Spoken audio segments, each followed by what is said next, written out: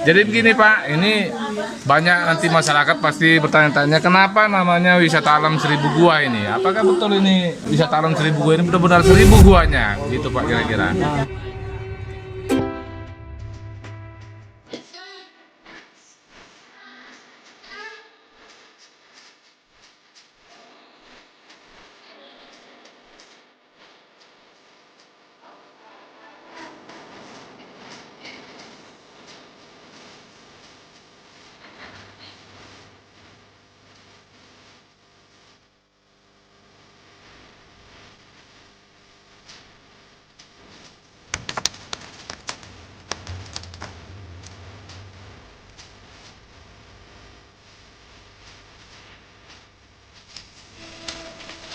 Oke, kami sekarang bersama keluarga mau berwisata ke Seribu Gua, wisata alam Seribu Gua di Desa Banuarea, Kecamatan Pakat, Kabupaten Humbang Hasundutan.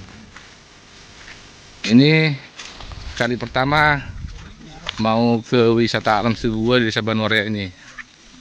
Kita akan memasuki pintu wisata alam Seribu Gua. Oke teman-teman, ikuti terus petualangan kami bersama tim Medan ke wisata alam Seribu Gua Desa Banuarea, Kecamatan Pakat, Humbang Hasundutan. Ya, di sini akses jalannya masih buka sandal kalian pegang agak sulit ya teman-teman, jadi kami harus berhati-hati. Ayo pelan-pelan.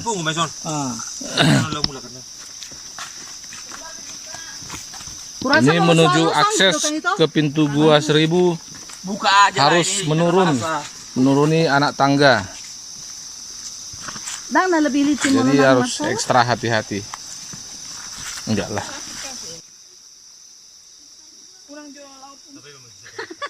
Ini pegang mak, ini kayu. Oke, menuruni anak tangga secara perlahan-lahan. Ya, tempat ini masih sangat alami. Masih banyak pepohonan, jarang disentuh oleh manusia. Dapat sudah? Dapat. Lihat sini, Bora. Oke, kita berjalan.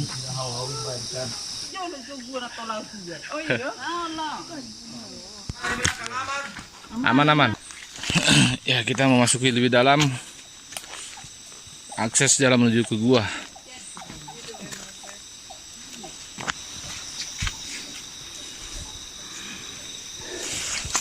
Udah sampai mak? Ya, kita semakin menurun menuju ke gua. Karena guanya ada di bawah. Jadi kita jalan terus menurun.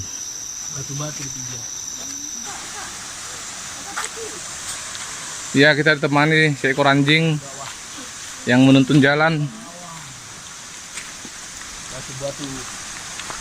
Ini adalah anjing penuntun bagi tamu yang memasuki gua. Ya, dia sudah pergi. Oke teman-teman, akhirnya kita sampai di gua pertama. Di sini air berlimpah karena gua ini mempunyai sumber air terjunnya. Air terjun ya teman-teman ya. Oke. Oke, ini rombongan dari Medan sudah sampai. Oh ya, ada caranya rupanya naik ya, biar jangan jatuh. Pelan-pelan saja. Amannya itu, biar aman. Oke teman-teman, ini dia keseruan dari tim Medan mengunjungi wisata alam Seribu Gua. Kami sampai ke gua pertama. Gua pertama ini mempunyai sumber air yang sangat melimpah, yaitu air terjunnya.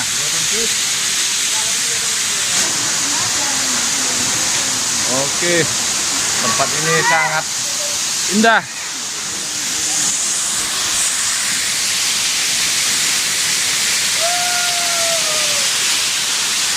Oke teman-teman, airnya juga sangat dingin ya. Ini air langsung dari gunung, dari atas. Foto ya.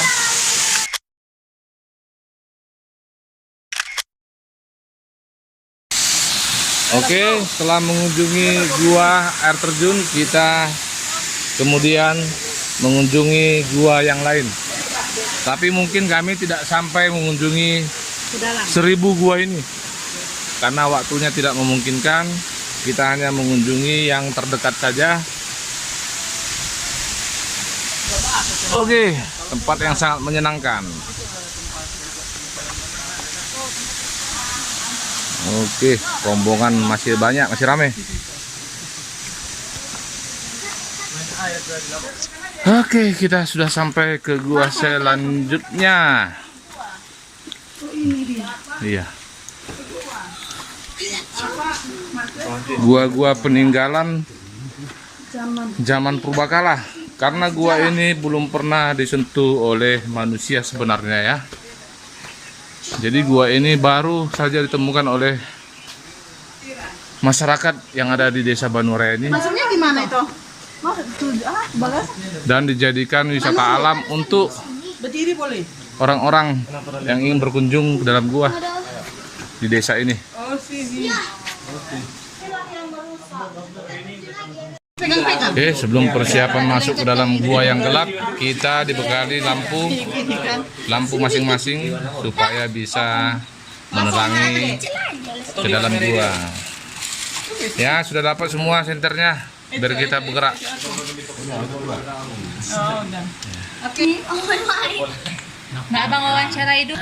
Wawancara itu. Selesai. Nah, oke, kita berbosan nih saya. Baru kenal. Oke, ini agak gelap. Nanti Gelap aja juga. biar aku susun amunisi dulu nanti. Amunisi, era yang purang kita. Oke, nanti saja katanya nanti. Oke, baiklah, langsung kita bergerak.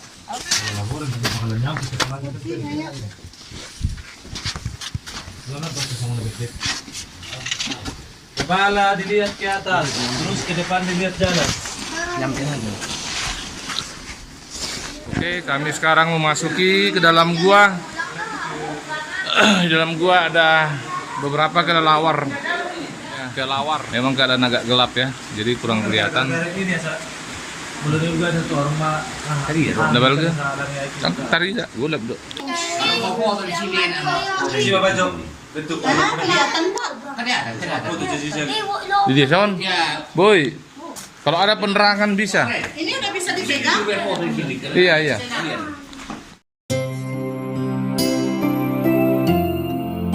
Ayo duduk nih, duduk nih. Ini banyak stalagmit. Stalagmitnya. Ini adalah bunga-bunga gua. Hiasan-hiasan gua. Foto lah. Situasi gelap, tidak kelihatan.